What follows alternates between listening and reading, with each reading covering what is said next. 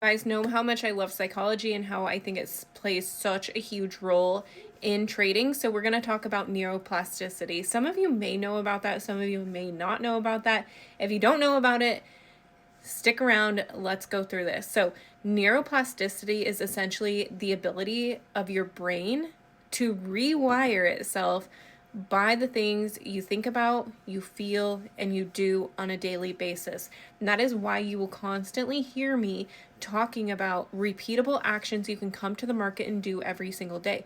But how does that relate to your neuroplasticity? How does it make sense in the idea of trading? So, what you're thinking, what you're feeling, and what you're doing on a daily basis, that all ties together with trading. So, when we talk about the rewiring of the brain and how that happens within our trading, right?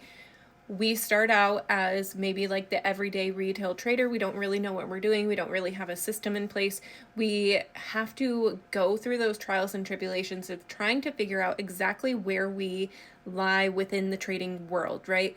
We have to figure out our risk management. We have to figure out the dopamine reactions. We have to figure out the chaos or that fight or flight mode, right? We all have to go through those things to be able to become the trader that we want to become. But with that being said, how do you rewire your brain to accomplish what you're setting out to accomplish when you decide, oh, you know what? I want to day trade. How are you going to do that though? So let's break this down. Your brain actually loves predictability, right? So if you're showing up in the markets, you're showing up at the same time every day, same contract sizing, same market, right? Whether you're trading US 30, NASDAQ, you're trading gold, your brain likes consistency. It wants to see the same thing every day. When you do that and you show up every single day and you're doing those things, it is helping tell your brain, okay, this is what we're doing today.